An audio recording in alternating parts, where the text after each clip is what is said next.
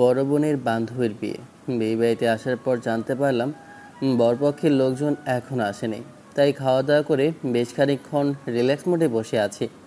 আজকে আপুর অফিস থেকে আসতে গিয়ে একটু সময় লেগে গেল, সেই জন্যই বিয়ে বাড়িতেও লেট করে আসতে হলো। যার বিয়েতে আসছি সে আবার আপুর একমাত্র বেস্ট ফ্রেন্ড, তাই আসতে হলো। দুপুর গড়িয়ে একদম বিকেলের দিকে বিয়ে বাড়িতে এসে উপস্থিত হয়েছি। উপস্থিত হওয়াটাই মেন কথা ছিল, খাওয়া দাওয়াটা তো পরের বিষয়। তারপর এসে খানিকটা অবাক হলাম। আসার পর থেকে এই অবধি বসে আছি, এখনও বড় আসে না। কেন যে এত দেরি করছে? এতক্ষণে চলে আসলে হয়তো আপু তার বান্ধবীকে বিদায় দিয়ে চলে যেত। বসে বসে ফোন চালাচ্ছিলাম, এর মাঝে আপু আসলো। তারপর এসেই আমার সামনাসামনি বসলো আর বলল, ভাই, একটা কথা বলবো? তুমি আমাকে কিছু বলবে, তার জন্য আবার অনুমতি নিতে হবে? আসলে তোকে কি করে যে কথাটা বলবো আর তুই কি ভাববি আমি সেটাই বুঝে উঠতে পারছি না। এত আমতা আমতা করার কি আছে আপু? কি বলবে সেটা সরাসরি বলে ফেলো। আসার পর থেকে বুঝতে পারছি বর আর আসবে না। এখন নীলাশার বিয়েটা কি করে হবে সেটাই ভাবছি। কি করে আবার হবে? কোনো কাজিন টাজিন ধরে, আর না হলে বয়ফ্রেন্ড কিংবা পছন্দের কেউ থাকলে তাকে ধরে বিয়ে করিয়ে দাও। বলছিলাম কি ভাই, আমি যদি একটা কথা বলি তাহলে কি তুই রাগ করবি? দেখো আপু, মজা করো না তো। তুমি আবার এখন এটা বলো না যে তোমার বান্ধবীকে আমার বিয়ে করতে হবে। আমি একটা পিচ্চি ছেলে, তার উপর তোমার বান্ধবীর সাথে আমার বয়সের ডিফারেন্সটা কত দেখেছো? মজা করার হলে আর ইয়ার্কি মারার হলে অন্য কারোর সাথে মারো, আমার এগুলো ভাল লাগে না। আহা ভাই, তুই রেগে যাচ্ছিস কেন? আমার বান্ধবী কিন্তু দেখতে হ্যাপি কিউট। তোরা দুজন পাশাপাশি দাঁড়ালে কেউ বলতে পারবে না তোদের মাঝে দূর বয়সের ডিফারেন্স আছে। নীলাশা একদম দেখতে পুতুলের মতো। আমার ভাবি হিসেবে ওকে অনেক বেশি পছন্দ হবে জানিস। হলো তো, ঠিক যে ভয়টাই পাচ্ছিলাম সেটাই হলো। শেষ পর্যন্ত আমার গলায় ঝুলিয়ে দেওয়ার ধান্দা করা হচ্ছে, তাই না? ভাই, তুই প্লিজ রাগ করিস না সোনা। তুই এরকম করলে শেষে বিয়েটাই হবে না। তুই অন্তত আমার কথাটা শোন প্লিজ, কলেজার ভাইটা। ইম্পসিবল, আমার দ্বারা এসব কিছু সম্ভব হবে না। আমি পিচ্ছি একটা ছেলে হয়ে কি করে ওরকম একটা বয়সে 2-3 বছরের বড় মেয়েকে বিয়ে করব? তোমার মাথায় এসব আজগুবি কথা আসলে কোথা থেকে? দেখো আপু, এখানে কোনো নাটক ফাটক করো না, এখন চলো এখান থেকে। ভাই প্লিজ আমার কথা শোন। আমার বান্ধবীকে একবার দেখ। তোর যদি মনে হয় ওকে ভালো লাগেনি তাহলে ঠিক আছে। আর যদি দেখে পছন্দ হয় তাহলে ওর পরিবার আর ওর সম্মানের কথা ভেবে হলেও বিয়েটা করে নিবি, তুই বল। ঈশান কিছু বলবে তার আগে আপুর একটা হাত ধরে বলতে লাগলো। প্লিজ প্লিজ প্লিজ ভাই, চল না একবার আমার বান্ধবীকে দেখবি। আমি শিওর নীলাশাকে দেখার পর নির্ঘাত ওকে পছন্দ না করে পারবি না। আমার বান্ধবীটা ভীষণ মিষ্টি দেখিস। আপু জোর করে ঈশানকে মেয়ের রুমের সামনে নিয়ে আসে। ভেতরেই মেয়ের আব্বু আম্মু আর কয়েকজন লোক বসে আছে। তাতে ঈশান বুঝতে পারল যে বর আসবে না সেটা সত্যি। নিশ্চয়ই কোনো একটা কাণ্ড ঘটেছে আর বিয়েটা ভেঙে গেছে। ঈশান এবার দাঁড়িয়ে থেকে মেয়েটাকে দেখল। হালকা মেকআপ, গা ভর্তি গহনা আর লাল বেনারসিতে মেয়েটাকে একদম অসম্ভব রকমের সুন্দরী লাগছে। এরকম একটা মেয়েকে কেউ রেখে চলে যায়? কথাগুলো ভাবলে বুকের ভেতর কেমন করে উঠল। বারবার মনে হতে লাগলো এরকম একটা প্রেমিকা তো ওরও থাকতে পারতো। কথাটা বিড়বিড় করে মুখ দিয়ে উচ্চারণ করতে আপু ওকে একটা গুঁতো মেরে বলতে লাগলো। আপু ঈশানকে একের পর এক ইমোশনালি ব্ল্যাকমেল করতে লাগলো। এর মাঝে মেয়ের বাবা এসে সামনে দাঁড়ালো আর তখনই আপু ওনাকে বলতে লাগলো। আঙ্কেল, আমার ভাই বিয়েতে রাজি আছে, আপনি টেনশন করবেন না। বিয়ের ব্যবস্থা করুন, কাজীকে বিয়ে পড়ানো শুরু করতে বলুন। আপু আরও কিছুক্ষণ আকুতি মিনতি করার পর একটা পাঞ্জাবি আর পাগড়ি পরে স্টেজে বসে পড়ল। একটু বাদেই মেয়েকে আনা হলে বিয়েটা বেশ ভালোভাবেই সম্পন্ন হলো। ঈশান ভাবতেও পারিনি বিয়েবাড়িতে এসে প্রতিবারের মতো অন্য সব গল্পের মতো করে ফেঁসে যাবে। কথাগুলো ভেবে শুকনো ঢোক গিলল ছেলেটা। মেয়েটার মুখ দেখা যাচ্ছে না, ঘোমটার আড়ালে আবৃত। যতবার করে মনে হচ্ছে মেয়েটার সাথে একটাবার কথা বলা দরকার ছিল বিয়ের আগে, তাহলে হয়তো জানতে পারতো। মনে হতো না বিয়েতে রাজি না, কিংবা আগের বিয়েটা করতে চেয়েছিল কিনা। কথাগুলো ঈশান ভাবছে, আবার পরক্ষণেই আপুর কথাতে ভাবল, আপু তো সত্যি বলতেই পারে যে মান সম্মান বাঁচানোর ক্ষেত্রে যাকে বিয়ে করবে কৃতজ্ঞতা স্বরূপ তাকে ভালোবাসতে বাধ্য হবে। কথাগুলো ভেবে চুপচাপ বিয়েটা করে তারপর শ্বশুর শাশুড়ির থেকে বিদায় নিল। ঈশানের কল্পনাতীত ছিল আজকে বিয়ে খেতে এসে বিয়ে করে নিয়ে যেতে হবে। তার উপর বউটা আবার এত মিষ্টি, তাতে ছেলেটার মনে হচ্ছে যদি এই মেয়েটাকে আগে কখনো দেখতো কিংবা ওর সাথে পরিচিত হতো, নির্ঘাত একে প্রেম ভালোবাসার অফার করে ফেলতো। আপনারা হয়তো ভাবতে পারেন যে ঈশান ওর আপুর বান্ধবীকে দেখেনি কেন, বেস্ট ফ্রেন্ড আপুর, তাহলে কেন দেখল না? না দেখার কারণটা কি হতে পারে? বাসাতে ঈশান আর আপু দুজনই থাকে। আব্বু আম্মু অনেক আগেই মারা গেছে। এত বড় বিজনেস আপু সেই ছোটবেলা থেকেই সামলে আসছিল। প্রথমে ম্যানেজার আর পিএর মাধ্যমে অনেক কাজই করাচ্ছিল। তারপর আপু যখন অনার্স প্রথম বর্ষে পা রাখে, অফিসের কাজ ততদিনে অনেকটাই বুঝে গেছিল। তারপর থেকে নিজেই সামলাচ্ছে সব কিছু। ভাইকে কখনো অফিসে আসতে বলেনি কিংবা দেয়নি। ভেবেছে বাবা মা বেঁচে থাকলে ওকে ঠিক যতটুকু স্বাধীনতা দিত এখনও ঠিক ততটাই দেবে, আর তাই করেছিল। ঈশানও নিজের মতো করে এদিক ওদিক ঘুরে বেরিয়েছে। আপু সব সময় ঈশানকে আব্বু আম্মুর মতো খেয়াল রেখেছে। মানুষ হয়তো একটা, কিন্তু এই দুইটা মানুষের মতো করেই ওকে ভালোবাসার চেষ্টা করেছে। যখন যা চেয়েছে তাই পেয়েছে, সেজন্য আপুর কথাটা ঈশান আজ ফেলতে পারেনি। আর ভাইকে কিছু বললে ভাইও সেটা রাখবে, আপু সেটা খুব ভালো করেই জানে। বাসার সামনে গাড়িটা থামল। ঈশানদের সাথে 2-3 জন আত্মীয়কে মেয়ের বাবা পাঠিয়েছে। ঈশান একটা বার বিয়ের পর থেকে মেয়েটার মুখটা দেখেনি, তাহলে হয়তো বুঝতে সুবিধা হতো মেয়েটার অনুভূতিটা এই মুহূর্তে ঠিক কী রকম। ঈশান গাড়ি থেকে নামতেই আপু তাড়াহুড়ো করে ভেতরে চলে গেল। তারপর কী সব নিয়ে সে ওদের বেশ সুন্দর করে বরণ করে নিল। ঈশান রুমের দিকে যাবে তার আগেই আপু ওকে আটকে দিল আর বলতে লাগলো, আব্বু আম্মু বেঁচে নেই তাতে কি হয়েছে? এখন আমি তো আছি। তাছাড়া এই বাড়িতে নতুন বউ এসেছে, বউকে হাঁটিয়ে নিয়ে গেলে কেমন দেখাবে ভাই? আপুর এরকম ধারা কথাতে ঈশান খানিকটা লজ্জা পেল।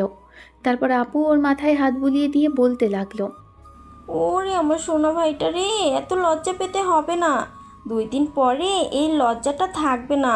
বউকে আদর করে করে বেবির আম্মু বানিয়ে ফেলবে, আর এখন এত লজ্জা পাওয়া হচ্ছে। যাও, বউকে কোলে করে রুমে নিয়ে যাও। আপুর কথা দিয়ে অনেকটা লজ্জা পেলেও ঈশান মেয়েটার কাছে এসে হঠাৎ করে ওর কোমর জড়িয়ে ধরে আরেক হাত পিঠের নিচ দিয়ে রেখে মেয়েটাকে পাজা কোলে তুলল। মেয়েটা ভরকে গিয়েছিল অনেকটা। তারপর ঈশানের গলাটা 2 হাতে জড়িয়ে ধরেছে। ঈশান বেশ খানিকটা সাবধানতার সাথেই মেয়েটাকে রুমে নিয়ে আসলো। বেডের মাঝখানে আলতো করে বসিয়ে দিতেই ভদ্রমহিলা ওর গলা ছেড়ে দেয়। ঈশানের ইচ্ছে হচ্ছিল মেয়েটাকে একবার সামনে থেকে দেখতে।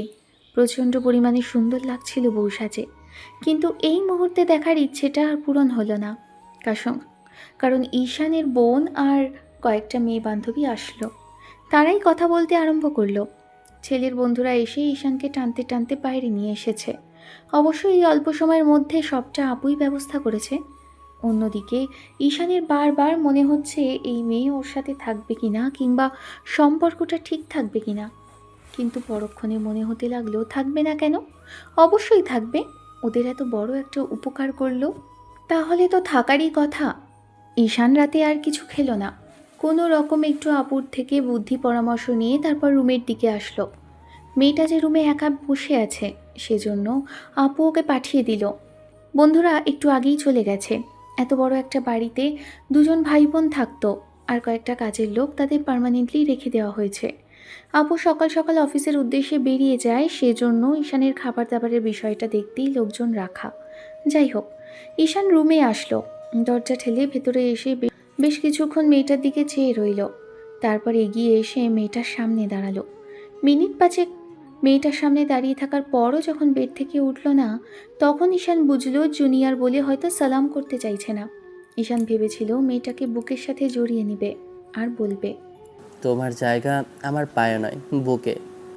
ঈশানের একটা বিষয় বারবার মনে হচ্ছে, এই মেয়েটাকে আগে হয়তো কোথাও দেখেছে, কিন্তু মনে করতে পারছে না। তবে আপুর এত ঘনিষ্ঠ বান্ধবী হওয়ার পর ঈশান কখনো একে তেমন করে বাসাতে আসতে দেখেনি। আর দেখবেই বা কী করে, আপু সবসময় কাজের জন্য ব্যস্ত থাকে, তাই হয়তো বাইরেই দেখা করেছে। যাই হোক, ঈশান এবার এসে মেয়েটার সামনে বসলো। তারপর আপু হাতে যে রিংটা ধরিয়ে দিয়েছিল সেটার কথা মনে হলো, কিন্তু তার আগে ভদ্রমহিলার ঘোমটাটা ওঠানো দরকার। মেয়েটার মুখ থেকে ঘোমটাটা তুলতেই ঈশানের মুখ দিয়ে আপনা আপনি বেরিয়ে আসলো, মাশাল্লাহ, এত সুন্দর একটা বউ আমার হবে সেটা আমি কখনো কল্পনাও করিনি। মেয়েটা হাত মোচড়াচ্ছে। ঈশান পকেট থেকে রিংটা বের করে তারপর মেয়েটার একটা হাত ধরে রিংটা পরিয়ে দিল। তাতেও কোনো রিয়াকশন নেই মেয়েটার। এক মুহূর্তের জন্য ঈশান ভাবতে লাগলো মেয়েটা হয়তো ওর সাথে থেকে যাবে, কিংবা এই বিয়ের জন্য একটু সময় চাইবে। আর ততক্ষণে ঈশান আংটিটা পরিয়ে দিয়ে হাতের উল্টো পিঠে চুমু খেতেই মেয়েটার ঘোর কাটে, সাথে সাথে হাতটা ছাড়িয়ে নেয়। ঈশান একটু মুচকি হেসে বলতে লাগলো, ভয় পাবার কিছুই নেই, আমি জোর জবরদস্তি করব না, এগুলো আমার ডিকশনারিতে নেই। তবে একটা কথা, হঠাৎ করে বিয়েটা হওয়ার জন্য দেনমোহরের টাকাটা পরিশোধ করতে পারলাম না, তার জন্য কিছুদিন সময় দিতে হবে আমাকে। তুমি এতটা কনফিডেন্ট কি করে আমি এই বিয়েতে থাকতে চাই কিংবা এই সম্পর্কটা রাখতে চাই? মেয়েটার এমন ধারা কথা শুনে মুহূর্তের মধ্যে ফুস করে ঈশানের হাওয়াটা বেরিয়ে গেল। ও কিছুক্ষণ চুপ করে থেকে একটু তাচ্ছিল্য করে হেসে বলতে লাগলো, আমি আশা করব যে বড় একটা বিপদের হাত থেকে, অসম্মানের মুখ থেকে আপনার আব্বু আম্মুকে আর আপনাকে বের করে এনেছি। তারপর অন্তত আর যাই হোক, আপনি অকৃতজ্ঞ বেঈমানের মতো এরকম কিছু করবেন না যার জন্য আমি আর আমার আপু কষ্ট পাই। আপু অনেক আশা নিয়ে আপনাকে আমার বউ করে এনেছে, কারণ আপনাকে নাকি ভাবি হিসেবে তার প্রচণ্ড পরিমাণে পছন্দ। মেয়েটা মাথা নিচু করে ফেলল। ঈশান বুঝতে পারল যে নিজের পরিস্থিতির কথা ভেবেই মেয়েটা হয়তো চুপ করে আছে। কিছুক্ষণ যাবৎ ভদ্রমহিলাকে বোঝাতে লাগলো। তারপর একটা সময় উনি নিজেই বলল, ঠিক আছে, আমার সময় লাগবে, আর সেই জন্য যতদিন আমি না চাইবো আমার কাছে আসতে পারবে না। আমিও বিয়ের জন্য এই মুহূর্তে প্রস্তুত ছিলাম না, হঠাৎ করেই এরকম একটা বিয়েতে জড়িয়ে পড়তে হলো। সময় লাগলে নিন, তবে বছরের পর বছর সময়টা কাটাবেন না। আর আপু যতদূর বললো তাতে আপনার কোনো বয়ফ্রেন্ড নেই, তাহলে আমি আশা করছি যে আপনার আমাকে মানতে বেশি সময় লাগবে না। ঈশান ভেবেছে মেয়েটার যেহেতু বয়ফ্রেন্ড নেই সেহেতু ওকে বেশি দিন দূরে সরিয়ে রাখতে পারবে না। রাতে দুজন পাশাপাশি ঘুমিয়েছে, মাঝখানে না কোনো কোলবালিশ দিয়েছে আর না কোনো প্রকার দূরত্ব বজায় রেখেছে। কাছাকাছি শুলেও দুজনের মাঝে নির্দিষ্ট একটা গ্যাপ ছিল। পরদিন সকালে যখন দুজনের ঘুম ভাঙল, উঠে দেখল নীলাশা ঈশানের গায়ের উপর হাত পা তুলে দিয়েছে, যার জন্য নীলাশা লজ্জা পেয়ে গেল। মেয়েটা তাড়াহুড়ো করে ঈশানকে ছেড়ে দিয়ে ওকে দ্রুত উঠে গিয়ে এবার ফ্রেশ হয়ে আসলো। একটা শাড়ি পরে বেরিয়েছে মেয়েটা, ভেজা চুল থেকে টপ টপ করে পানি পড়ছে। কালকে বাসা থেকে আসার সময় প্রয়োজনীয় জিনিসপত্রগুলো নিয়ে এসেছিল। জানতো যে বাসায় যাচ্ছে সে বাসায় বিয়ের কোনো প্রস্তুতি ছিল না, তাই আব্বু আম্মু সাথে করে পাঠিয়ে দিয়েছে। নীলাশা রুমে আসতেই দেখলো ঈশানের ঘুম ভেঙে গেছে। ছেলেটা উঠে বসলো, তারপর আড়মোড়া ভেঙে ওয়াশরুমের দিকে চলে গেল। একটু পর বেরিয়ে এসে খেয়াল করে একটা সুন্দরী বউটা আয়নার সামনে বসে নিজেকে গোছাতে ব্যস্ত। তবে ঈশান কিছুক্ষণ তাকিয়ে রইল, তারপর হুটহাট করে মনে হতে লাগলো বউটাকে একটু চমকে দেওয়া যাক। যেই ভাবা সেই কাজ। ছেলেটা এগিয়ে আসলো গুটি গুটি পায়, তারপর নীলাশার পেছনে এসে দাঁড়ালো। যখনই কিছু বলতে যাবে তার আগেই মেয়েটা ওকে দেখে তাড়াহুড়ো করে উঠে দাঁড়ায়। আর ঈশানের দিকে ফিরতে গেলে তখন ছেলেটা একটা ডেভিল হাসি দিয়ে বলতে লাগলো, ভয় নেই ম্যাডাম, আপনি কতটুকু ভয় পান আর কতটুকু আমাকে বিশ্বাস করতে পারবেন সেটার জন্যই আপনার কাছে এসেছিলাম। তবে আপনাকে ভয় দেখানোর কোনো ইচ্ছে আমার ছিল না, আপনার অনুমতি ছাড়া কোনো প্রকার টাচ করতেই চাইনি। ছেলেটার এমন ধারা কথাতে নীলাশা লজ্জা পেয়ে গেল। ভাবলো ও কি ভেবেছিল আর কি করেছে। যাই হোক, ঈশানও রেডি হয়ে নিল। কালো একটা টি শার্ট, কালো প্যান্ট আর হাতে কালো ঘড়ি, সব মিলিয়ে একদম হিরোদের মতো লাগছিল। তবে ঈশান জানে না বউটা ওকে কখনো ভালোবাসতে পারবে কিনা। সকালে আপুর ডাকাডাকিতে দরজা খুলে দিল, তারপর সবাই মিলে গিয়ে ব্রেকফাস্ট করলো। আর পুরোটা দিনে বউয়ের আশেপাশে ঘুরঘুর করেছে। আপু ওকে এরকম ঘুরঘুর করতে দেখে একটা সময় তো বলেই বসেছিল, বউয়ের আশেপাশে এত ঘুরঘুর করতে হয় না ভাই, এতে বউ লজ্জা পাবে। তাছাড়া তুই তো রাতে বউকে কাছে পাবি, এমন তো না যে বউ দূরে চলে যাচ্ছে। আর কয়েকটা দিন বাদে শ্বশুরবাড়িতে যাবি, এখন যাচ্ছিস না, খামোখা এরকম ঘুরঘুর করে বউটাকে লজ্জায় ফেলিস না। একটু তো লজ্জা শরম কর বোনের সামনে। ঈশান মাথা চুলকালো। তারপর সেখান থেকে তাড়াহুড়ো করে রুমের দিকে চলে গেছিল। ওর আপুটাও না হয়েছে যখন তখন ওকে লজ্জায় ফেলে দিবে। ঈশান সন্ধ্যার সুন্দর মুখে একটু বাইরে যেতে চাইলে তখন বোনটা ওকে আটকে দিল আর বলতে লাগলো, কি সমস্যা ভাই? কাল বিয়ে করলি আর আজকে বাইরে যাওয়ার জন্য তোর তাড়াহুড়া পড়ে গেল? বাসাতে থাকলে দোষ, বইয়ের আশেপাশে থাকতেও পারবো না, তার উপর আবার বলছো বাইরে যেতেও পারবো না। তোমার কি সমস্যা সেটা বলো তো। আমাকে কি একটু শান্তিতে থাকতে দেবে না? কোথায় গিয়ে থাকবো? নাকি এখন ছাদে গিয়ে একা একা বসে থাকবো যেন বউটা লজ্জা না পায়? ঈশানের এরকম ধারা কথাতে আপু বেশ খানিকটা অবাক হলো। তারপর একটু মুচকি হেসে ভাইয়ের মাথায় হাত বুলিয়ে দিল। দুজনকে রুমে চলে যেতে বলল। বুঝতে পারছে ভাইয়ের বউয়ের সাথে একটু সময় কাটানোর ইচ্ছা হয়েছে, কিন্তু তাতেও নীলাশা রুমে গেল না। ঈশান রুমে এসে শুয়ে শুয়ে ফোন চালাতে লাগলো। 10টার দিকে কাজের লোক এসে ওদের খাবার জন্য ডেকে গেল। একটু আগে নীলাশা রুমে এসেছিল, ঈশানের আশেপাশে ঘুরঘুর করছিল। কিছু বলতে চায় কি না সেটাই ভাবছিল ছেলেটা, তবে কেমন যেন কথা বলার চেষ্টা করছিল। যাই হোক, ছেলেটা এবার নিচে আসলো। তারপর কাল কিছু আত্মীয় স্বজন এসেছিল, তাদের সাথে খাওয়া দাওয়া করে নিল। রাত 10টা থেকে 12টা অবধি সবাই কথা বলল। তখন আবু বুঝতে পারলো যে নীলাশার হয়তো ঘুম পাচ্ছে। মেয়েটা বারবার হাই তুলতে লাগলো। ভাই, তোর বউকে নিয়ে রুমে যা, দেখ কিভাবে বড় বড় হাই তুলছে। দুজনে রুমে আসলো।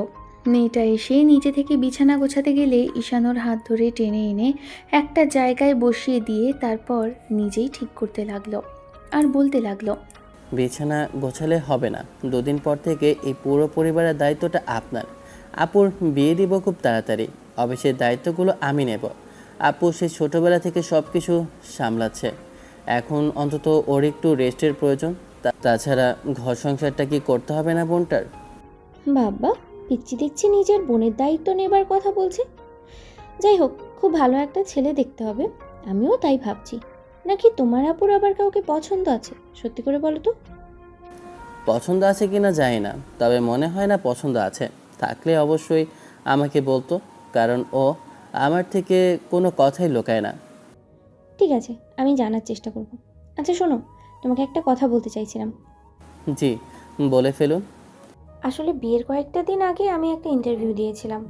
আজ সকালেই দেখলাম ওখান থেকে জবের জন্য অফার করেছে। যারা ইন্টারভিউ দিয়েছিল তাদের মধ্যে আমাকে সিলেক্ট করা হয়েছে। এখন বলছিলাম কি, আমি জবটা কি করতে পারি? সবেমাত্র এই বাসায় এসেছেন, জব করতে পারেন অবশ্যই। এখনও যদি আপনাকে আমি বারণ করি তাহলে আপনি ভাববেন আপনার উপর অতিরিক্ত অধিকার খাটাচ্ছে। তবে জব করার ইচ্ছা থাকলে আমাদের কোম্পানিতেই বসতেন। আপুর বিয়েটা হয়ে গেলে তখন না হয়। না না, আমি এখানে বসার কথা বলছি না। আমি কলেজের একটা জব নিয়েছি, যেটা আমার আগে থাকতেই স্বপ্ন ছিল, কলেজের ম্যাডাম হিসেবে নিয়োগ দেওয়ার জন্য। তাই আর কি যেতে চাচ্ছি কলেজের জবটা করতে। আপুরও এত বড় বিজনেসটাতে না গিয়ে আমি এমনিতেই কি এই পেশায় নিয়োজিত হয়েছি নাকি? আমি জবটা টাকা ইনকামের জন্য করছি না, এই জবটা আমি ভালোবেসেই করছি, কারণ শুধু সম্মানটা পাওয়া যায় অনেক বেশি। ঠিক আছে। ঈশান কলেজের নাম ঠিকানা কিচ্ছু জিজ্ঞেস করলো না। 7 দিন পরে এদিকে ওদিকে ঘোরাঘুরি করে শেষ পর্যন্ত নীলাশাদের বাসায় এসেছিল দুজন। সব কিছু ঠিকঠাকই ছিল। রাতে দুজন রুমে আসে।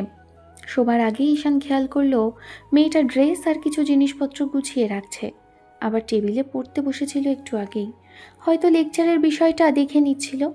ঈশান জানে কোনো ক্লাস নেওয়ার জন্য পড়ালেখাটা অবশ্যই করতে হয়। একটু বাদে মেয়েটাকে ডাকাডাকি করতেই এসে ঈশানের পাশে শুয়ে পড়ে। ঈশান কিছু বলতে যাবে তার আগেই ভদ্রমহিলা বলতে আরম্ভ করলো, দেখো, আমি কিন্তু তোমাকে এখনও সেই অধিকার দেইনি যে তুমি আমাকে জোর জবরদস্তি করবে। সাবধানে থাকো, রাগ উঠে গেলে তখন উল্টোপাল্টা কিছু বলে ফেললে শেষে তোমারই খারাপ লাগবে। খারাপ লাগার কি আছে? তাছাড়া আপনি আমার সিনিয়র, আমার সাথে একটু রাগারাগি করতেই পারেন। কাল কলেজে যাব, সেই জন্য সব কিছু গুছিয়ে রাখলাম। আচ্ছা, আমি বাসায় দ্বিতীয় গাড়িতে নিয়ে যাই? হ্যাঁ অবশ্যই, বাসায় 2টা গাড়ি, একটা না হয় আপনি নিয়ে যাবেন, আর একটা না হয় আপু নিয়ে যাবে, সাথে ড্রাইভারকে নিয়েন। আপু ড্রাইভ করতে জানে। তুমি কি করবে? দেখি কি করা যায়। দুজনে কথা বলতে বলতে ঘুমিয়ে পড়ে। পরদিন সকালে উঠে ব্রেকফাস্ট করে তারপর আপু চলে যেতেই নীলাশা রুমে এসে যখন রেডি হচ্ছিল তখন ঈশান ওর দিকে একটা কার্ড এগিয়ে দিল। ভদ্রমহিলা কার্ডটার দিকে ফ্যালফ্যাল করে তাকিয়ে রইলে ঈশান বলল, এটা আপনার দরকার হবে, তাছাড়া আমার কাছে 2-3টা কার্ড আছে, একটা আপনাকে দিলে সমস্যা নেই। আমি পিনকোডটা আপনার নাম্বারে সেভ দিয়েছি, যত ইচ্ছা খরচ করবেন। তবে এইটুকু ভাববেন না যে আপনার হাজব্যান্ড এখন বেকার, অফিসে যায় না তার মানে কিছু করে না, এরকমটা না। আমার প্রয়োজন হতো না ঈশান। আমি বাসা থেকে আসার সময় একটা কার্ড নিয়ে এসেছি। আর আব্বু আমাকে খরচ করার মতো স্বাধীনতা দিয়েছে। আমার এত টাকা পয়সার প্রয়োজন হয় না ঈশান। ছোটবেলা থেকে যা চেয়েছি সেটাই পেয়েছি। এখন এত ঘটা করে কিছুই প্রয়োজন হয় না। আর বিয়ে হয়ে গেছে, এখন হাজব্যান্ডের কাছে চাইলে দিবে না সে? অবশ্যই দিবে, কিন্তু এটার দরকার হবে রেখে দিন। মেয়েটা ভালো মনেই কার্ডটা নিল। ঈশানের ইচ্ছে করছিল মেয়েটাকে জড়িয়ে ধরে কপালে একটা চুমু দিতে, কিন্তু সব ইচ্ছা যে পূরণ করতে হয় না। এই 7 দিনের মধ্যেই ঈশান আর নীলাশা শ্বশুরবাড়ি থেকেও ঘুরে এসেছে। বেশ আদর আপ্যায়ন পেয়েছে সেখানে। কেউ বলতেও পারেনি ওদের বিয়েটা ঠিক এরকম করে হয়েছে। নীলাশা কলেজে চলে যায়। প্রথম দিন হয়তো একটু তাড়াতাড়ি যেতে হবে, সবার সাথে পরিচয়ের বিষয় আছে।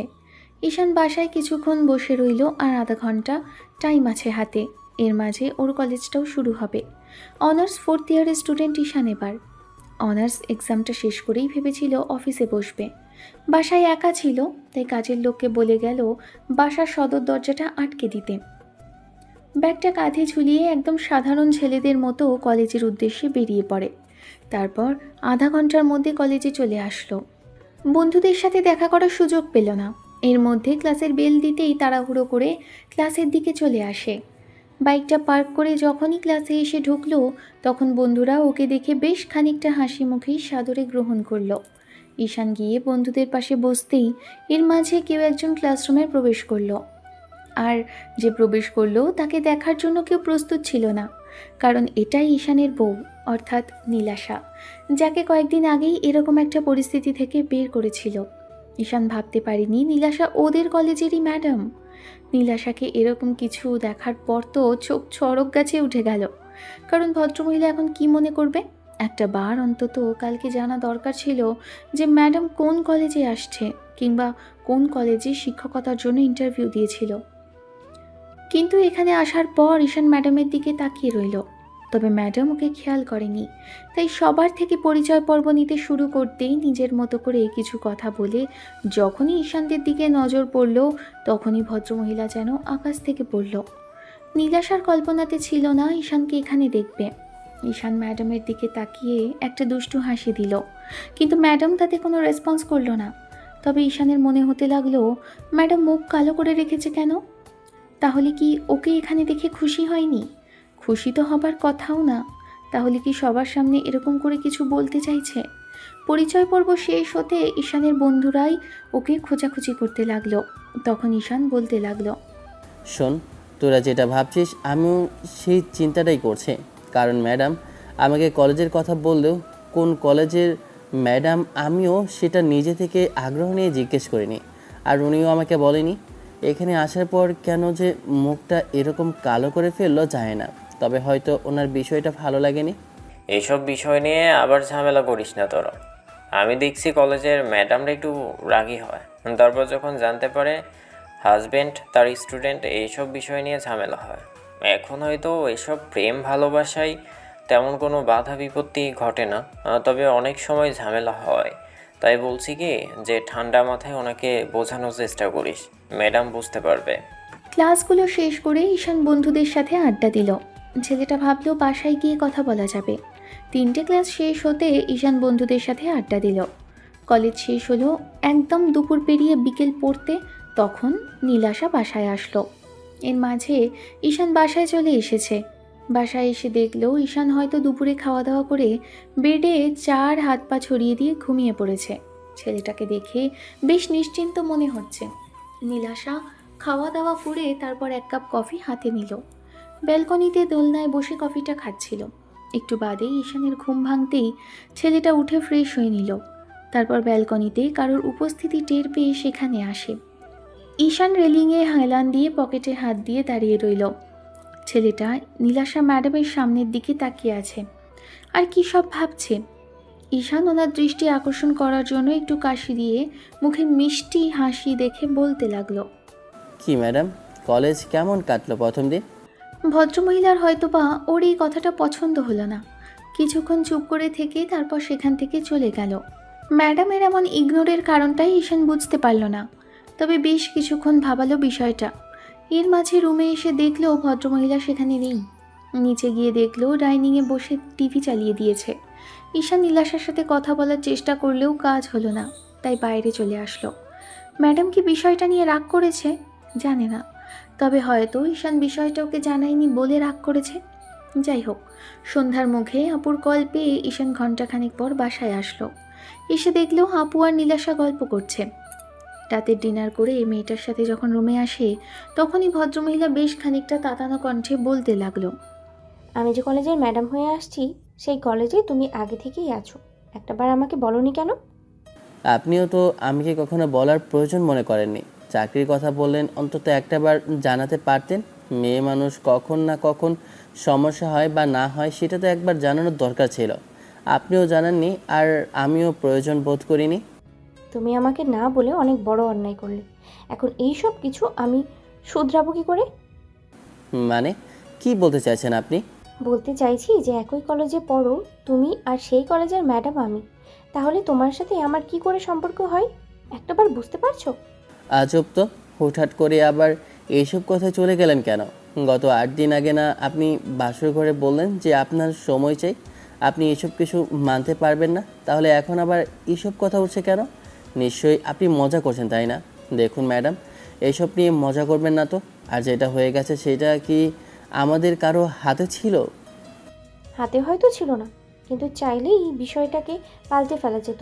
অন্য কোনো ছেলেকে আমি বিয়ে করতে পারতাম, কিন্তু নিজের স্টুডেন্টকে শেষে বিয়ে করেছি। আজব তো, যখন বিয়ে করেছেন তখন কি আমি আপনার স্টুডেন্ট ছিলাম নাকি? আজ কলেজে যাওয়ার পর থেকে না হয়েছি, আর কয়েকদিন বাদেই আমি কলেজ থেকে বেরিয়ে যাব, তখন আর এসব বিষয় কেউ জানতেও পারবে না। কিন্তু তোমার বন্ধুরাও জেনে গেল, একজন দুজন করে পুরো কলেজটাই তো ছড়িয়ে যাবে। আমার মান সম্মান কোথায় থাকবে একটাবার ভাবতে পারছো? কি বলতে চাইছেন আপনি? বলতে চাইছি তোমার সাথে সম্পর্কটা কখনোই সম্ভব না, আর এতে থাকাও আমার পক্ষে আর পসিবল না। আপনি কি কোনোভাবে আমার সাথে মজা করছেন? দেখুন ম্যাডাম, এরকম মাঝে মাঝে কথা বলবেন না তো। যেটা হয়েছে সেটার জন্য কেউ দায়ী নয়। তাছাড়া না আপনি জানতেন আর না আমি জানতাম আপনি এখানে চাকরি করেন। আর হ্যাঁ, এইটা ঠিক যে আমার বন্ধুরা জানে, তবে আমি ওদের বারণ করে দিব। আর বান্ধবীরা জানে, তাদেরও বারণ করলে ওরা কাউকে বলবে না। এইসব নিয়ে খামাখা হাইপার হওয়ার কিছুই দেখছি না। আর মান সম্মানের কথা বললে এখন বলি, সেদিন আপনার মান সম্মানটা কোথায় যেত যদি আমি বিয়েটা না করতাম? আপনারও তো উচিত ছিল এই বিষয়টা আমাকে একটাবার জানানো। কোথায় কৃতজ্ঞতা বোধ করবেন, করে আমাকে ভালোবাসবেন, কাছে আসবেন, আমি আপনাকে আদর করব, তা না, আপনি উল্টা আমাকে রাগ দেখাচ্ছেন। দেখুন, যেটা হয়েছে সেটার জন্য কেউই দায়ী নয়। তাছাড়া একসাথে থাকতে থাকতে ভালোবাসা হয়ে যাবে। খামাখা জেদ ধরে বসে থেকে সম্পর্কটাকে নষ্ট করার কিংবা দূরত্ব তৈরি করার কোনো প্রয়োজন মনে করছি না। কিন্তু আমি মনে করছি, কারণ আমার স্টুডেন্টকে আমি ভালোবাসতে পারবো না। তার সাথে সম্পর্কে থাকা, তাকে ভালোবাসা আর সংসার করা এসব আমার পক্ষে সম্ভব না। মানুষ যখন আজে বাজে কথা বলবে তখন তখন আমার গায়ে খুব লাগবে। আমি এসব কিছু সহ্য করতে পারবো না। আজব তো, কি থেকে কী সব কথা বলছেন আপনি? হঠাৎ করে আপনার হলোটা কি? আমি তো সেটাই বুঝতে পারছি না। যেটা হয়েছে সেটা খুব তাড়াতাড়ি বুঝতে পারবে। দেখো ঈশান, আমি সবসময় চেয়েছি, কিন্তু জানতাম না যে তুমি আমার স্টুডেন্ট। যদি জানতাম তাহলে কখনোই তোমার থেকে সুযোগটা চাইতাম না। আমি আগেই বিয়েটা করার কথা মাথাতে আনতাম না। এখন যেটা হয়েছে সেটা ভুলে যাওয়ার চেষ্টা করো। কি ভুলে যাব? কি ভুলে যেতে বলছেন আপনি? সত্যি করে বলুন তো। আমি এই সম্পর্ক রাখতে পারবো না ঈশান। তুমি ভেবে দেখো, তুমিও আমার নিজের মতো করে কাউকে বিয়ে করে নিও। আর আমি জুনিয়র কারোর সাথে থাকার কথা এই কয়েকদিনই ভেবেছি। তার উপরে আজকে যে বিষয়টা হলো সেটার পর তো সম্ভবই না। আপনার এই চিন্তাভাবনাতে আমার না হাততালি দিতে ইচ্ছে করছে। কাল আপনার সম্মানটা বাঁচালাম, আর আজই আপনি এসে বলছেন আপনি সম্পর্কটা রাখতে পারবেন না। উপকারের প্রতিদান এরকমই দিলেন, তাই তো? আপনার যে বান্ধবী আপনাকে এরকম একটা বাজে পরিস্থিতির মুখে থেকে বের করে আনলো, সে বান্ধবী যদি জানতে পারে যে আপনি এত ভালো একটা প্রস্তাব দিয়েছেন তার ভাইকে, তাহলে তো হয়তো হার্ট ফেল করবে। এখনও সময় আছে, যেটা হয়েছে সেটা নিয়ে বাড়াবাড়ি করবেন না। তাই এসব কিছু কেউ জানতে পারবে না, বললাম তো। তাছাড়া আমি আপনাকে ভালোবাসতে শুরু করেছি। সত্যি কথা বলতে কি, আপনাকে আমার প্রথম দিনই ভালো লেগেছিল। নিজের বউকে ভালোবাসার চেষ্টা করেছি, জানি না কতটুকু পেরেছি। মাত্র 7টা দিন, আস্তে আস্তে সব ঠিক হয়ে যাবে। এখন এসব পাগলামি বন্ধ করুন আর চলুন শুয়ে পড়ি। শোবো, তবে একসাথে না। আর যদি শুই তাহলে মাঝখানে একটা কোলবালিশ থাকবে, কারণ তোমার সাথে একই বেডে থাকা আমার পক্ষে। বাপ্পা, এখন ভালোই প্রতিদান দিচ্ছেন উপকারের। কালও তো জড়িয়ে ধরেই ঘুমিয়েছিলেন, তাহলে আজকে এইরকম চিন্তাভাবনার পরিবর্তন হলো কী করে? আমি আপনার কাণ্ড দেখে অবাক হয়ে যাচ্ছি ম্যাডাম। আপনি কী সব কথা বলছেন, সত্যি করে বলেন তো, আপনার মাথাটা খারাপ হয়ে গেছে নাকি? নীলাশা আর কোনো কথা বলল না, বিরক্তিতে শুয়ে পড়ল বেডের অন্য সাইডে। ঈশান মেয়েটার কাছে আসতে চেষ্টা করলো, ভাবলো একটু রাগটা ভাঙানো যাক, যার জন্য কুলবালিশটা সরিয়ে দিয়ে পেছন থেকে এসে মেয়েটাকে জড়িয়ে ধরেছে। নীলাশা অবাকে চরম পর্যায়ে পৌঁছালো, জোর করে ঈশানকে ছাড়িয়ে নিয়ে ব্যালকনিতে গেল। ঈশান সেখানে গিয়েও নীলাশাকে পেছন থেকে জড়িয়ে ধরেছে। তখন মেয়েটা পেছন দিকে ঘুরে ওকে ছাড়িয়ে নিয়ে কষে ঈশানের গালে একটা থাপ্পড় বসালো আর বলতে লাগলো, বাজে ছিল একটা। তোমার কি লজ্জা শরম বলতে কিছু নেই? যেখানে আমি তোমাকে ইগনোর করার চেষ্টা করছি আর তুমি বারবার করে আমাকে অস্বস্তির মধ্যে ফেলছো। নেই, তোমাকে আমি সহজ কথা সহজভাবে বলেছি, তোমার কি কানে যাচ্ছে না? কাল অবধি সব কিছু ঠিকঠাকই ছিল, আর আজ এসে আপনি বলছেন এসব কিছু ঠিক হওয়া সম্ভব না। আপনার চিন্তাভাবনা দেখে আমি অবাক হচ্ছি। আর যে ছেলে আপনার সম্মান বাঁচালো, আর তার গায়ে আপনি হাত তুললেন। ঠিক আছে, এসব আমি আপুকে বলে দিব। আপু বোঝে নেবে আমি যার জন্য বারবার করে ওকে বারণ করেছিলাম এই বিয়েটা আমি করব না, কিন্তু আমার কোনো কথাই শুনো না। আমারই ভুল ছিল। এইসব বিষয় নিয়ে ওকে বলা উচিত ছিল যে তার বান্ধবী আমাকে কখনোই মানতে পারবে না। আমি বলেছিলাম, কিন্তু কেন যে আমার কথা বিশ্বাস করলো না। এখন দেখছি আমার জীবনের বড় ভুল ছিল আপনাকে বিয়ে করাটা। এখন আপনি সেটার প্রতিদান আমাকে দিচ্ছেন। ঈশান, তুমি কিন্তু বেশি কথা বলছো। আমি তোমাকে এত কথা বলতে বলিনি। তোমাকে যেটা বলেছি তুমি সেটাই করবে। আর সুইটিকে আমি বোঝাবো, তোমার এত বুঝতে হবে না। তোমাকে আমি বলেছি আমি সম্পর্ক থাকবো না তো থাকবো না। এখন তুমি রাখার চেষ্টা করলেও তাতে আমার কিচ্ছু যায় আসে না। আমি এই সম্পর্কে জড়িয়ে অনেক বড় একটা ভুল করেছি, সেটার জন্য এখন আমাকে পস্তাতে হচ্ছে। এমন করে কাটতে লাগলো দিন। ঈশান যতবারই নীলাশার কাছে আসার চেষ্টা করলো, যতবার ভালোবাসার কথা বলতে আরম্ভ করলো, ততবারই নীলাশা ছেলেটার প্রতি রাগ অভিমান দেখালো। এরকম করে কোনো সম্পর্কে থাকা যায় নাকি?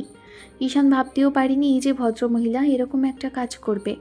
আর যদি তাই হতো, অন্তত একটা বার ওকে আগেই বলে দিতে পারতো যে উনি এই সম্পর্কে থাকতে চায় না, কিংবা এরকম কিছু হলে সে সম্পর্ক রাখবে না।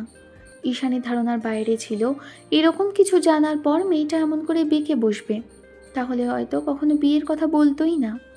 এখন আপুকে চিৎকার করে গিয়ে বলতে ইচ্ছে করছে, দেখ আপু, তোর বান্ধবী এখন সম্পর্কটা রাখতে চাইছে না। সেদিন তোকে বারবার করে বলেছিলাম, কিন্তু তুই আমার কথা শুনিসনি। এখন তোর বিশ্বাস হলো তো যে জুনিয়র একটা ছেলেকে কখনো সিনিয়র মেয়ে ভালোবাসতে পারে না? আর তাই হলো। দুজনের বিয়ে 3টে মাস কেটে গেলেও এর মাঝে ঈশান দুজনের সম্পর্কের কোনো উন্নতি দেখতে পায়নি। তাছাড়া নীলাশা কখনো ওকে ভালোবাসা তো দূরে থাক, ওর প্রতি এখন উল্টো বিরক্ত দেখিয়েছে। আজকে বিষয়টা হলো কি, সকালবেলা একটা গাড়ি খারাপ হয়ে যাওয়ার জন্য আপুকে আবার কাজের জন্য শহরের বাইরের দিকটায় যেতে হয়েছে, তাই ভালো গাড়িটা সাথে করে নিয়ে গেছে। আর ঈশান একটু আগে ড্রাইভারকে দিয়ে নষ্ট গাড়িটা গ্যারেজে পাঠিয়ে দিয়েছে। আর এর মাঝে আপুকে বলে গেছিল, ভাই, নীলাশা একা একা কলেজে যাচ্ছে, তুই তো একই কলেজে যাস। ও সকালে বেরিয়ে গেছে, তুই আসার সময় ওকে একটু নিয়ে আসবি। আপু, তোমাকে এত টেনশন করতে হবে না, তুমি সাবধানে ফিরে এসো। ঈশানের কথাতে আপু মুচকি হেসে ভাইয়ের কপালে চুমু খেয়ে চলে গেল। ঈশান কলেজে চলে আসে আর বন্ধুদের সাথে আড্ডা দিচ্ছিল। তারপর 3টে ক্লাস পর যখন বের হলো, মনে হতে লাগলো আজকে ম্যাডামের আর কোনো ক্লাস নেই, তাই অফিস রুমের দিকে যেতে লাগলো। যদি ওনাকে না নিয়ে যায় তাহলে আপু বকাঝকা করবে। ঈশান ম্যাডামের অফিস রুমের সামনে এসে দেখলো দরজাটা বন্ধ। অবাক হলো। কিছুক্ষণ দাঁড়িয়ে থেকে ভদ্রমহিলাকে কল করলেও তাতে কোনো কাজ হলো না। একটু বাদে পিয়ন এসে দাঁড়ালো। ঈশান তখন ওনাকে বলতে লাগলো, আঙ্কেল, ম্যাডাম কোথায় গেছে বলুন তো, ওনাকে যে দেখছি না। উনি তো বাবা একটু আগেই বেরিয়ে গেল। যাওয়ার সময় বলল কি গুরুত্বপূর্ণ কাজ আছে, কেউ নাকি ওনাকে কোথাও ডেকেছে, সেজন্য চলে যাচ্ছে। তাছাড়া ওনার আজকে ক্লাসও ছিল না, সেজন্যই চলে গেছে হয়তো। ঈশানের কেমন যেন বিষয়টা খটকা লাগলো। ওনার যে কোনো ফ্রেন্ড থাকতে পারে, আর আছে, সেটা আগে কখনো বলেনি। ছেলেটা তাড়াহুড়ো করে কলেজের বাইরে আসে, তারপর বাইকটা নিয়ে এদিক ওদিক খুঁজতে লাগলো। একা একা কোথায় বেরিয়ে গেছে মেয়েটা, সেটা নিয়ে টেনশন হচ্ছে। যদি আপু জানতে পারে ও একা কোথাও গেছে তাহলে বকাঝকা করবে। বলে গেছে সাথে করে নিয়ে বাসায় ফিরতে। আপু তো আর জানে না এই ভদ্রমহিলা ওর সাথে ঠিক কীরকম বিহেভ করে। ঈশান অনেকক্ষণ শহরের এদিকে ওদিকে খুঁজতে লাগলো। তারপর হঠাৎ করে একটা রেস্টুরেন্টের সামনে এসে চোখ আটকে গেল, কারণ রেস্টুরেন্টের ভেতরে যাকে দেখছে তাকে দেখার পর মনে হতে লাগলো কলেজ বাদ দিয়ে উনি এখানে কি করছে। ম্যাডামকে চোখের সামনে দেখতে পাচ্ছে ঈশান একটা ছেলের সাথে বসে বেশ হাসাহাসি করে কথা বলছে। ছেলেটা আবার কে আর কোথা থেকে একে জোটালো সেটাই ভেবে অবাক লাগছে। কখনো তো বলেনি ওকে এই ছেলেটাই বা কে। ঈশান কথাগুলো ভাবছিল, এর মাঝখানে মনে হতে লাগলো ওখানে গিয়ে কিছু বললে ম্যাডামের সেটাতে রেগে যাবে কিংবা খারাপ লাগতে পারে।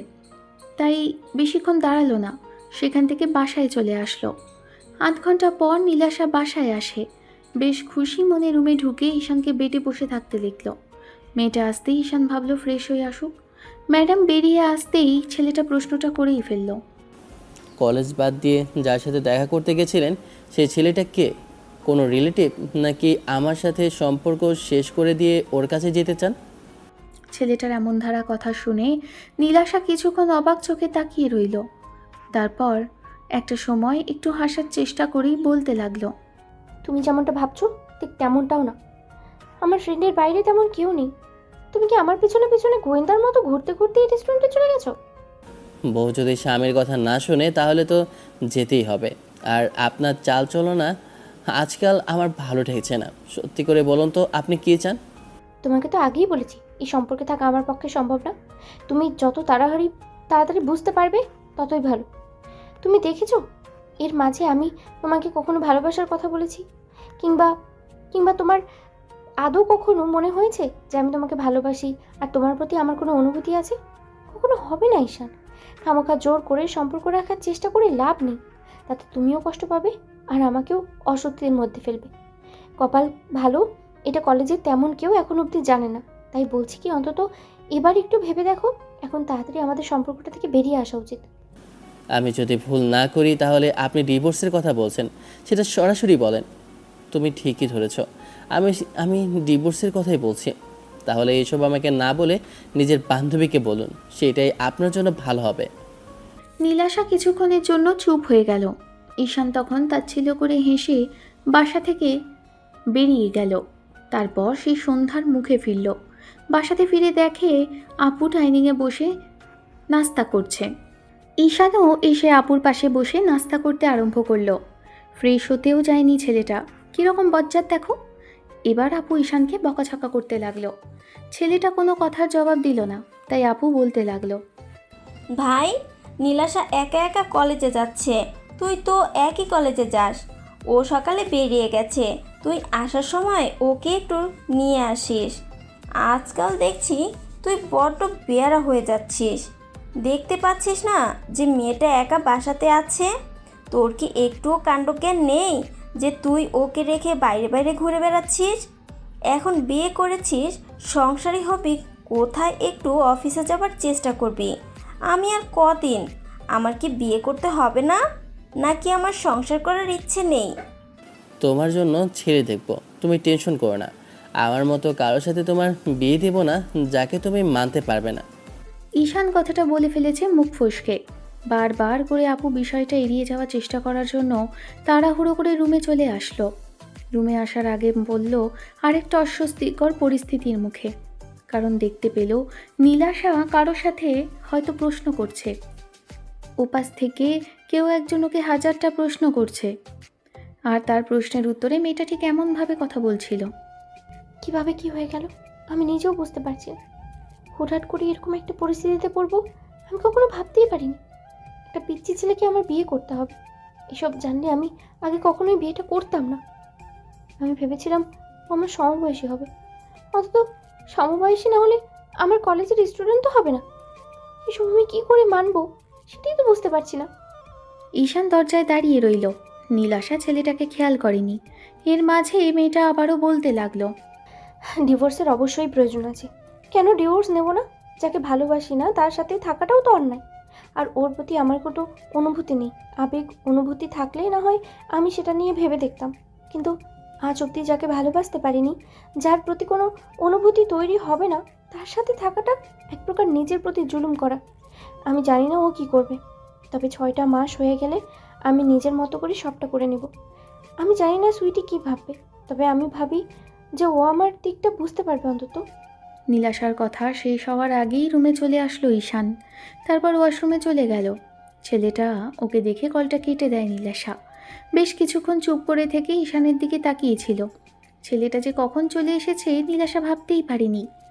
যাই হোক, বেশ কিছুক্ষণ ধরেই ঈশান চোখে মুখে পানি দিয়ে বাইরে আসলো। তারপর এসে মেয়েটার থেকে কিছুটা দূরত্ব বজায় রেখে বসে বলতে লাগলো, আমার থেকে ডিভোর্স আপনি এত গুরুত্বপূর্ণভাবে চেয়েছেন, আর এত তীব্র আকাঙ্ক্ষা আপনার আমার থেকে মুক্তি পাওয়ার, সেটা আমি জানতাম না। বিশ্বাস করেন, জানলে কখনো জোর করে আপনাকে আমার কাছে আটকে রাখার চেষ্টাও করতাম না। আপনি কখনো বলেননি তেমন করে। আমি ভেবেছিলাম মজা করছেন, আজ বাদে কাল আমাদের সম্পর্কটা ঠিক হয়ে যাবে। কিন্তু আপনার কৃতজ্ঞতা বলতে যেটুকু ছিল সেটুকু যে আর নেই, সেটা আমার ধারণাতেও ছিল না। যাই হোক, অনেক বড় উপকারের প্রতিদান দিয়েছেন, আর এসব কিছু আপু জানতে পারলে আপনাকে ভুল বুঝবে। আমি সেটা চাই না। একবার যেহেতু ডিভোর্সের কথা মুখ দিয়ে বের করেছেন, ডিভোর্সটা হবে, তার জন্য আরও 3টা মাস সময় দিন। তার মাঝখানে আমি উকিলের সাথে কথা বলবো।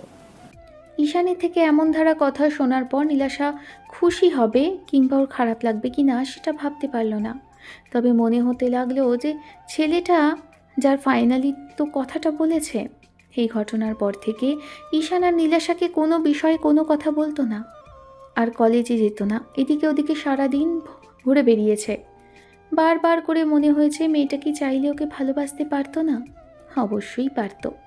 এত সুন্দর পবিত্র একটা সম্পর্ককে নিয়ে এত বাজেভাবে চিন্তাভাবনা করার আর এত তুচ্ছ করে দেখার তো কিছুই ছিল না। ঈশান চেয়েছিল নীলাশার সম্মানটাকে আরও উঁচু করে দিতে, ভালোবেসে মেয়েটাকে আগলে রাখতে, কিন্তু মেয়েটা কি আদৌ সেই সুযোগটা দিল না? কি কুক্ষণে যে মেয়েটাকে ভালোবাসতে চেয়েছে জানে না। যাই হোক, ঈশানের মনে হয়েছে জোর করে কখনো কাউকে ধরে রাখা যায় না কিংবা আটকে রাখা সম্ভব না। তাই ঈশান চায় না নীলাশাকে আর জোর করে আটকে রাখতে। তাতে মেয়েটার ওর প্রতি তিক্ততা বাড়বে। কেউ ওকে ভালোবাসতে পারুক আর না পারুক, ছোটবেলা থেকেই ঈশান কখনো চায়নি কেউ ওকে ঘৃণা করুক। মেয়েটা যে ওর প্রতি এত তীব্র ক্ষোভ আর জেদ নিয়ে থাকে, ঈশান সেটা সেদিনই বুঝতে পারল। আপু বারবার করে জিজ্ঞেস করেছে ওদের মাঝে সম্পর্ক ঠিক আছে কিনা, ওরা দুজন দুজনকে ভালোবাসে কিনা। ঈশান মিথ্যে বলেছিল। আপু কিছুটা আঁচ করতে পারলেও ছেলেটা বলেছে এখন ঠিক নেই আর সামনে সব ঠিক হয়ে যাবে। কিন্তু আদেও কি সব ঠিক হওয়া সম্ভব কখনো? আপনি কাউকে ভালোবাসেন আর সে আপনার ভালোবাসার প্রতিদান হিসেবে আপনাকে ঘৃণা করল, তাহলে সম্পর্কটা ঠিক হবেই বা কী করে? এর মাঝে ঈশান কয়েকবার রেস্টুরেন্টে গিয়ে দেখেছে ওই ছেলেটার সাথে নীলাশার বেশ ভালোই মেলামেশা। তাহলে কি এই ছেলেটার সাথে সম্পর্কে জড়িয়েছে মেয়েটা? ঈশানের মুখোমুখি দেখা হলেও কখনো কথা বলেনি আর কখনো জিজ্ঞেসও করেনি, কারণ নিজের প্রতি নিজের একটা জেদ কাজ করছে ঈশানের। কাকেও ভালোবাসলো, যাকে ভালোবাসলো সে মেয়েটা ওকে না বোঝার চেষ্টা কখনোই করেনি। কেমন করে যেন দেখতে দেখতে অবহেলার মধ্যে দিয়ে, কারোর ভালোবাসা না পাওয়ার মধ্যে দিয়ে কেটে গেল পুরো 6টা মাস। এই 6টা মাসে নীলাশার সাথে ঈশান শেষ 3টে মাসে তো কথাই বলেনি তেমন করে। আপুর সামনে 2-1বার একটু বললেও ওর আপু কাজের ব্যস্ততা, তাই তেমন করে ওকে জিজ্ঞেস করতে পারেনি। ঈশান সবার সামনে হাসি খুশি থাকলেও ভেতর থেকে দিন দিন ভেঙে যাচ্ছে। ঈশান ভাবল নীলাশাকে একটা সারপ্রাইজ দেওয়া যাক। এতদিন বাদে যদি মেয়েটা একটাবারের জন্য ওকে নিয়ে একটু ভাবতো, তাহলে না হয় মেয়েটাকে সবটা উজাড় করে দিয়ে ভালোবাসতো। সিনিয়র জুনিয়রের এই বেড়াজাল দিয়ে স্টুডেন্ট আর ম্যাডামের কথা বলে ভালোবাসাটাকে এড়িয়ে যাওয়ার চেষ্টা করতো না। যাই হোক, ছেলেটা সেদিন বাসার গাড়িটা নিয়েই বের হবে ভাবল। আপু অফিসে চলে গেছে। এর মাঝে ঈশান একটু বাইরে বেরিয়ে ছিল। তারপর বাসাতে এসে দেখলো নীলাশা বাসাতেই আছে। আজকে অবশ্য কলেজটা বন্ধ, সেজন্য আর যাওয়া হয়নি। ঈশান বাসায় ফিরে রুমে এসে দেখলো মেয়েটা আজ শোয়া হয়ে বসে আছে, কিছু তো একটা ভাবছে। তখন মেয়েটার সামনে এসে বসে একটু হাসার চেষ্টা করে বলতে লাগলো, আমার সাথে যে একটু আপনাকে যেতে হবে, প্লিজ না করবেন না। আজকে শেষবার, আমি কথা দিচ্ছি আপনাকে আর ডিস্টার্ব করব না। অন্তত আজকের মতো আমার কথাটা শুনুন। ঈশানের এমন কথাতে নীলাশা কিছুক্ষণ অবাক চোখে তাকিয়েছিল। ঈশান তখন ওর হাত ধরে টেনে ওঠাতেই নীলাশা রাগী চোখে তাকালে হাতটা ছেড়ে দিয়ে তাচ্ছিল্য করে হেসে বলল, আরে সরি, আমি আপনাকে টাচ করে ফেললাম। আসলে আমার জানা ছিল না যে আমার এইগুলো অধিকারের মধ্যে পড়ে না। আপনি রেডি হয়ে নিন, আমি আপনাকে নিয়ে একটু বেরোবো।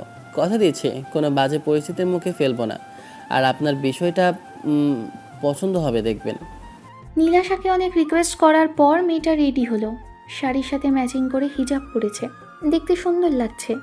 ঈশান একবার দেখেই চোখ ফিরিয়ে নিয়েছে, কারণ যে মানুষটা আর কখনো ওর হবেই না, সে মানুষটা কি এমন করে দেখে তার মায়ায় পড়তে চায় না।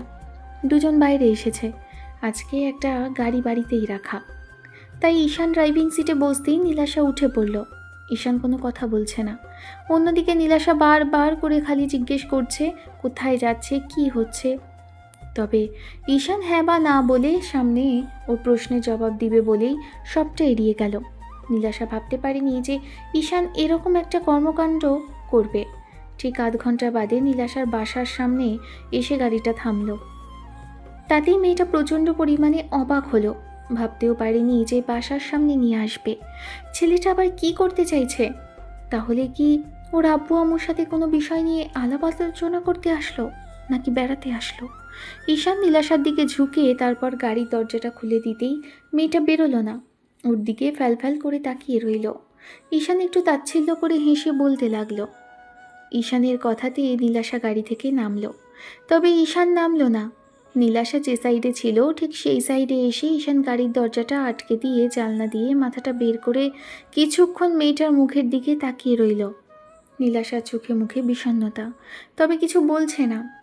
তাই ঈশান একটু তাচ্ছিল্য করে হেসে বলতে লাগলো, নামুন ম্যাডাম, আপনাকে বেরোতে হবে। কারণ আপনার প্রতি আমার যে দায়িত্ব কর্তব্য ছিল, আজকে আমি সেটার সমাপ্তি ঘটাতে যাচ্ছি। আপনি অনেকবার আমার কাছে মুক্তি চেয়েছেন, কিন্তু আমি সেটা দিতে পারিনি। তাই আজকে আমি অনেক বড় একটা সিদ্ধান্ত নিয়েছি। আমি ভেবেছি যে যে যে চায় তাকে সেটাই দিয়ে দেওয়া ভালো। কি সুন্দর মায়াবী এই মুখটা, তাই না?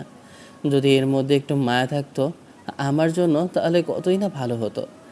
এত কিছু পেলাম জীবনে, এত কিছু হারালাম, তার মাঝখান থেকে যাকে ভালোবেসেছিলাম তার ভালোবাসাটাই পেলাম না। যাই হোক, আপনাকে এসব বলে লাভ নেই। আপনি অনেক বড় মাপের একজন মানুষ। আপনাকে বিয়ে করে অনেক বড় ঝামেলায় ফেলে দিয়েছিলাম। তার জন্য আমি হাত জোড় করে মাপ চাইছি। আপনাকে যে বিপদ থেকে উদ্ধার করেছিলাম তার জন্য আমি লজ্জিত। কারণ আমি এমন একটা মানুষকে বিপদ থেকে উদ্ধার করেছি যে নিজের আবার সবটা ভুলেছে। শেষে আমাকেও সবটা ভুলিয়ে দিয়েছে। আমি আমার সেই আমিটাকেই খুঁজে পাই না, যে আমিটা খুব হাসি খুশি ছিল। আপনাকে বিয়ে করার পর থেকে আমার জীবনে শুধু টেনশন, প্রেশার আর সমস্যাটাই বেড়েছে। কখনো কোনো কিছু ভালো হয়নি আর ঠিক হয়নি। ফাইনালি আমি আপনার সিদ্ধান্তটা ভেবে দেখেছি যে আমার কাছে থাকতে চায় না, তার কোনো যোগ্যতা নেই আমাকে ভালোবাসার, আমার ভালোবাসাটা পাওয়ার। আমার কথাগুলো অহংকারের মতো মনে হতে পারে, তবে আমি অহংকার করেই বলছি যে আপনি আমার ভালোবাসাটা পাওয়ার যোগ্যতা রাখেন না। আমি হয়তো আপনার থেকে জুনিয়র, তবে আপনাকে ভালোবাসা আমার জন্য অন্যায় ছিল। আর এমন একটা মানুষকে ভালোবেসেছি যে যোগ্যতা রাখে না কখনো আমার ভালোবাসা পাবার। ঈশান নীলাশার দিকে একটা ব্যাগ এগিয়ে দিল। মেয়েটা ধরতে চাইছিল না দেখে ঈশান এবার ওর হাতে জোর করে ধরিয়ে দিল। গাড়ির দরজার সামনে ছিল, তাই দরজাটা খুলে আবারও একটা ধরিয়ে দিল। মেয়েটা কিছু বলছে না দেখেই ঈশান একটা পেপার বের করলো, তারপর সাইন করিয়ে দিয়ে ওর হাতে ধরিয়ে দিয়ে বলতে লাগলো, ম্যাডাম, এটা আপনার সেই কাঙ্ক্ষিত জিনিসটা যেটা আপনি গত 6 মাসে কত হাজারবার আমার কাছে চেয়েছেন তার হিসেব নেই। ফাইনালি আপনাকে দিতে পেরে আমার নিজেরই একটা বোঝা থেকে মুক্তি পেয়েছে এমনটা মনে হচ্ছে। আমি চাই না আর আপনার সাথে আমার কখনো দেখা হোক, যদি হয় সেটার জন্য আমি বেঁচে থাকতে না হয়, কারণ আপনাকে চোখের সামনে থেকে আমার আর দেখার মতো কোনো ইচ্ছে নেই। যাকে এত ভালোবাসি, যে পরিমাণ ভালোবাসি, এখন তার প্রতি এত বেশি তিক্ততার ঘৃণা কাজ করছে যে তাকে চোখের সামনে থেকে দেখতেও ইচ্ছে করছে না। ওপরওয়ালা হয়তো এমনটাই চেয়েছিল, তাই তেমনই হলো। আর হ্যাঁ, ভালো থাকবেন ম্যাডাম, আর সবার সাথে মিলেমিশে থাকবেন, বিয়ের দাওয়াত দেবেন, আবার এসে দেখে যাব। আর কোনো রাজকুমারকে আপনি বিয়ে করতে যাচ্ছেন আর কি আপনাকে এত ঠিকভাবে ভালোবাসবে যতটুকু আমি বেসেছিলাম। ছেলেটার চোখে পানি টলমল করছে। কথাগুলো বলতে গিয়ে বুকটা ফেটে যাচ্ছিল। নীলাশা মাথা নিচু করেছিল। ঈশান ডিভোর্সের পেপারটা ওর হাতে ধরিয়ে দিয়ে গাড়িটা নিয়ে বেরিয়ে গেল। নীলাশা বুঝতে পেরেছে ব্যাগে কী আছে। ব্যাগে হয়তো ছেলেটার টাকা দিয়েছে, ওর দেনমোহরের টাকা, যেটা ঈশান ওকে কথা দিয়েছিল কিছুদিন সময় লাগবে, আর সেটাই হয়তো দিল। সম্পূর্ণটাই শোধ করে দিল। কারোর কাছেই ঈশান দেনা থাকতে চায় না, তাই পাওনা দেনা মিটিয়ে দিল আজকে। 15 মিনিট যাবৎ নীলাশা সেখানে দাঁড়িয়ে থেকেছে। একটা সময় দরজার সামনে আসলো, তারপর দরজার কলিং বেল দিল। আম্মু এসে দরজা খুলে দিয়ে মেয়েকে দাঁড়িয়ে থাকতে দেখে বলল। আম্মু এসে নীলাশাকে দাঁড়িয়ে থাকতে দেখে অবাক হলো। হাতে ব্যাগ, আবার একটা পেপার। কিছু বলতে যাবে তার আগে মেয়ে ভেতরের দিকে গেল। তখন আম্মু বলতে লাগলো, কি হয়েছে মামনি, তুমি একা কেন? জামাই কোথায়? তোমার হাতে এটা কি? আর মুখটা এমন করে কালো করে রেখেছো কেন? হ্যাঁ গো, কে এসেছে? আর তুমি কার সাথে কথা বলছো? ওগো, আমাদের মেয়ে এসেছে, দেখে যাও। মেয়েটা কেমন করে যেন মুখটা কালো করে রেখেছে। বললাম জামাই আসেনি কেন, কিছু বলছে না। দেখো না কি কি সব যেন নিয়ে এসেছে, তুমি একটু দেখো তো। আমার মেয়েটা ফিরে এসেছে আর তুমি তাকে দাঁড় করিয়ে রেখেছো। চলো চলো মামনি, ড্রয়িং রুমে গিয়ে বসবে। আর জামাই এলো না যে? নীলাশা অবাক চোখে কিছুক্ষণ আব্বুর দিকে তাকিয়ে রইল।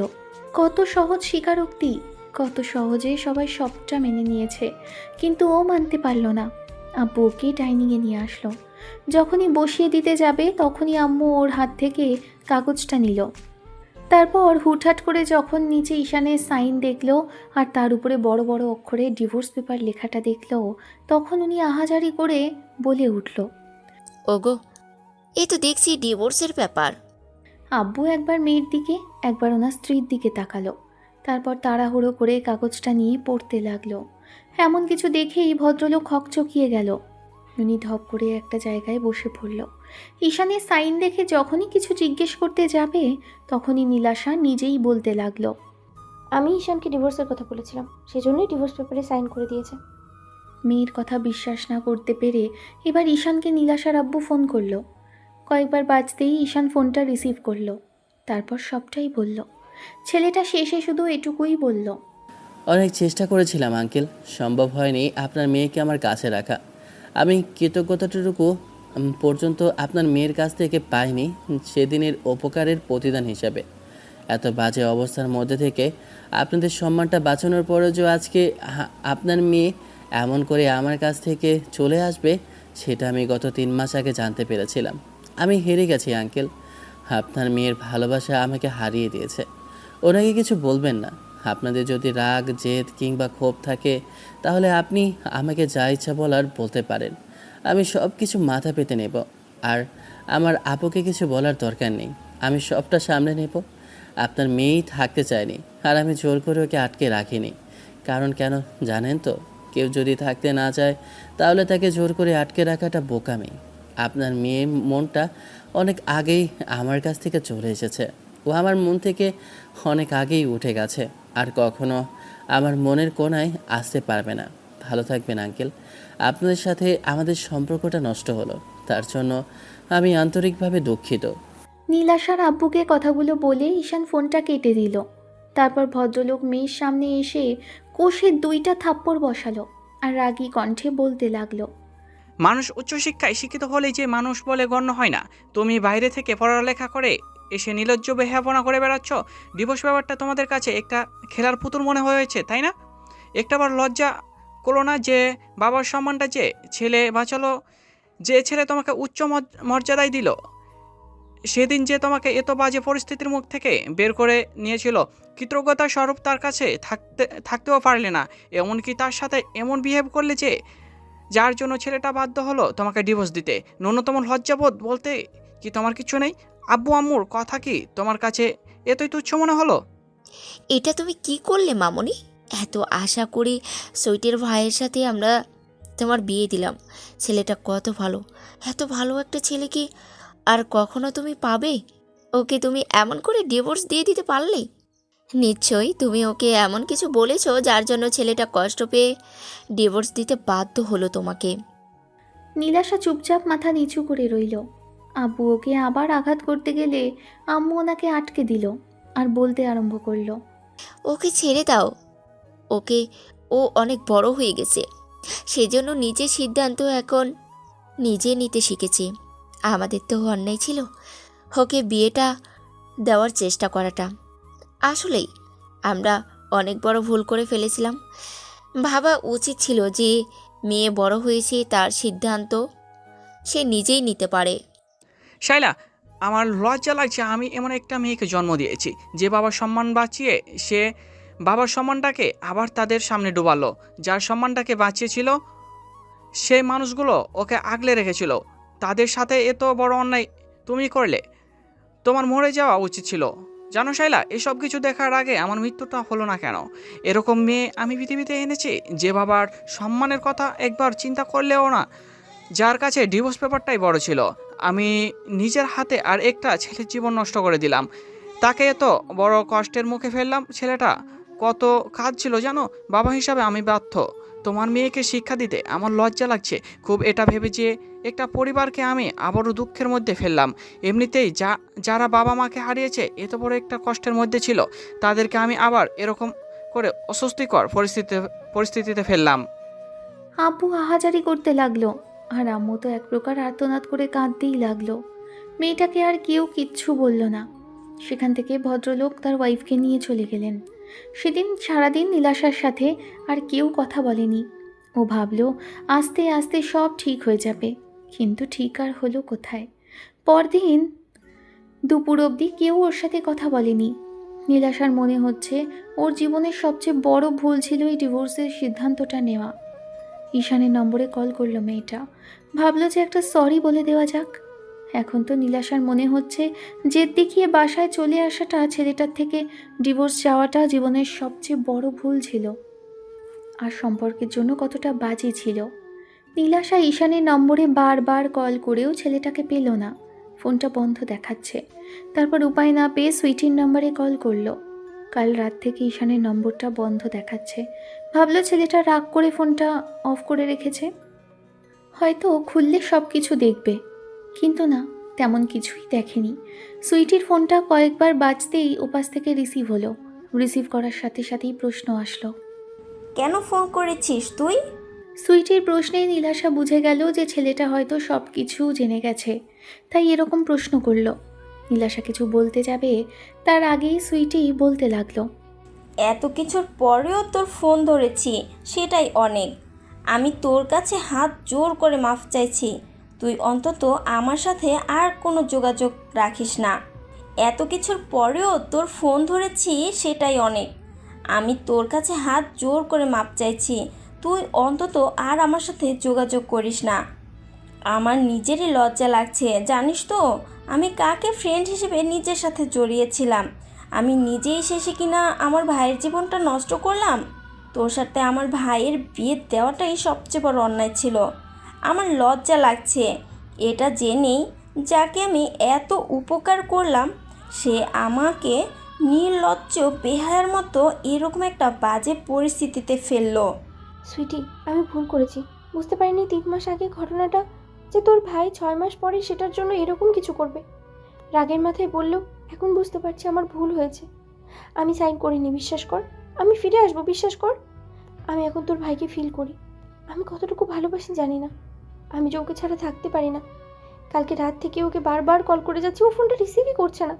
তুই কি একটু বল না আমার সাথে কথা বলতে। অনেক দেরি হয়ে গেছে, কারণ আমার ভাই আর তোর সাথে কথা বলতে পারবে না। ওর জ্ঞান ফিরবে কি না কিংবা বেঁচে থাকবে কি না সেটা নিয়ে সন্দেহ আছে। কী অপরাধ করেছিল আমার ভাইটা বল না, তুই ওকে এত বড় শাস্তি কেন দিলি? সুইটির এমন ধারা কথাতে নীলাশা স্তব্ধ হয়ে গেল। মেয়েটা কিছু বলছে না দেখে সুইটি তাচ্ছিল্য করে হেসে বলল, আমার ভাইকে মেরে ফেলার এত ইচ্ছা থাকলে তুই এমনিতেই মেরে ফেলতি।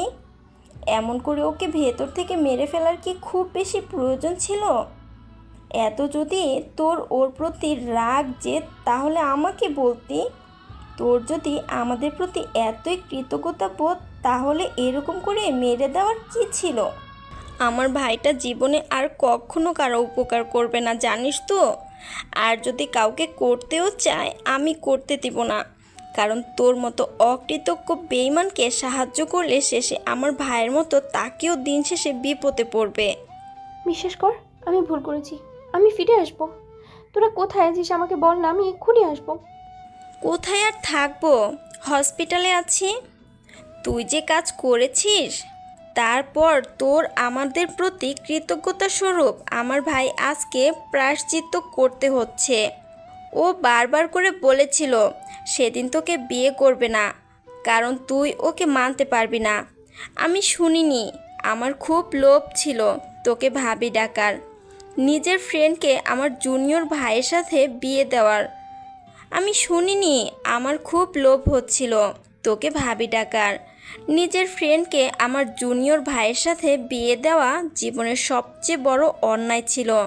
আমি ভাবতে পারিনি যে তুই এত বড় কৃতজ্ঞতা বোধ জানাবি আমাদের। নীলাশা অনেকক্ষণ যাবৎ কান্নাকাটি করতে লাগলো। বারবার করে ঠিকানাটা জানতে চাইলে শেষে সুইটি শুধু হসপিটালের ঠিকানাটা বলে কলটা কেটে দিল।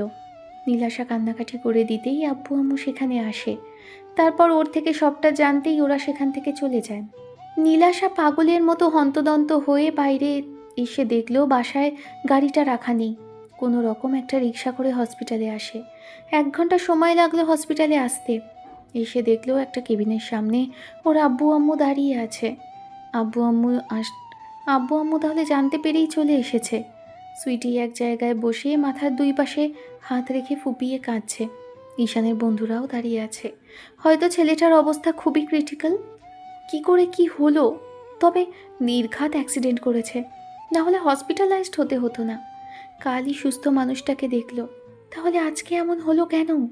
নীলাশা দৌড়ে কেবিনের সামনে এসে দেখলো ঈশানের মুখে অক্সিজেন মাস্ক লাগানো, হাতে স্যালাইন চলছে, আর সব মিলিয়ে হাত পায়ে এতগুলো ব্যান্ডেজ যা দেখেই বোঝা যাচ্ছে খুব বাজেভাবে অ্যাক্সিডেন্ট করেছে।